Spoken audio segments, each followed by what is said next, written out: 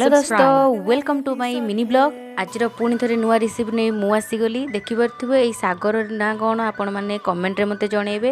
Actually आमर ये कहते चना शाग गाँ मनक शाग हुए तो आम गाँव शाग आसाला तो मु तार गोटे छोट रेसिपी आपण मान सहित सेयार करुँची।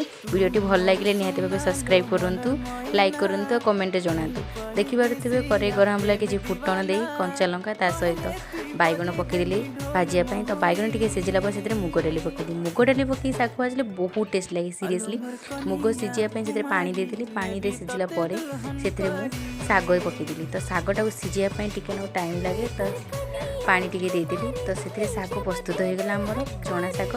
जदि वीडियोटी भल लगी सब्सक्राइब करूँ सीरियसली बहुत टेस्ट लगुला। रहुची जय जगन्नाथ।